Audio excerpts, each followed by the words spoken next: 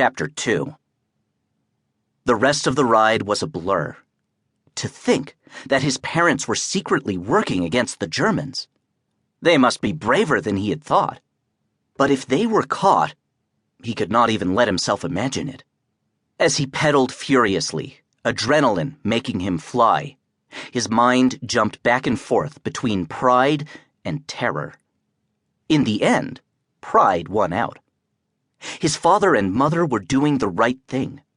The noble, courageous, and yes, even heroic thing. And so were his aunt and uncle. He would not say a word about what he knew, but he would keep making the trips whenever his father or mother asked. That way, it was like he was part of the resistance too. Just before he reached the town, he suddenly remembered the bread with the note had been cut open and partially eaten. How would he conceal the note now? It was essential that he deliver it, he knew that, but he did not want to reveal that he was aware of what was going on. If he did, he was pretty sure his father would not let him make the trips anymore. He got off the bike and paced around it a couple of times. Think, he commanded himself. Think hard. He dug his hands into the pockets of his jacket, hoping something he found inside would inspire him. There was only the penknife, a few marbles, a 10-centime coin, and a book of matches. How could any of these things help? Wait. He had an idea. But could he make it work?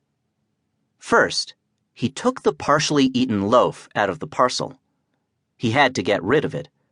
So he ate another chunk, then crumbled the rest into tiny pieces that he scattered in the woods.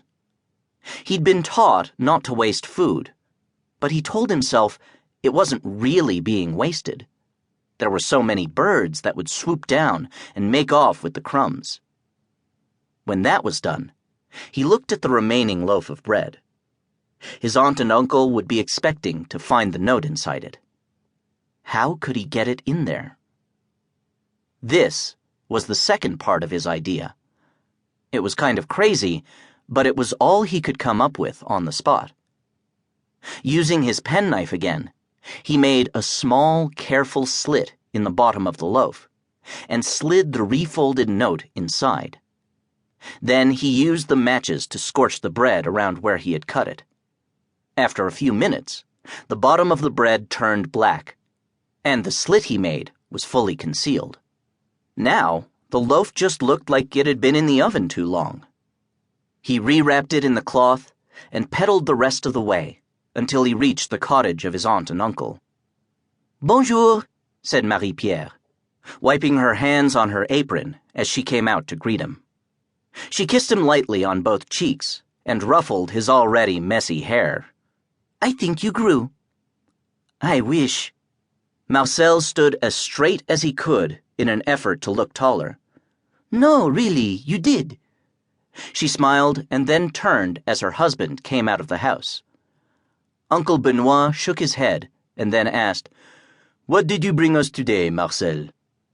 Marcel couldn't face his uncle as he handed in the parcel, so he looked down and studied the pebbles on the ground. Uncle Benoit took the bread. Just one loaf? Just one. Marcel nearly choked on the words.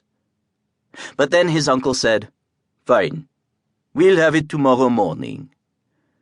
Marcel nodded, relieved that he would not have to see his uncle open the package of bread. If he did, the burned bottom might arouse his curiosity and lead to more questions. His aunt wanted him to come inside for a while, but Marcel was anxious to go home. Fortunately, he had a ready excuse. I have a lot of homework, he said. I should be getting back. Of course you should, Uncle Benoit said. School is very important. Are you studying world history? Yes, Marcel said. Good. Every boy should know something about history. What about current events? Not so much. He doesn't need to do that in school, said Marie-Pierre. All he has to do is open the newspaper.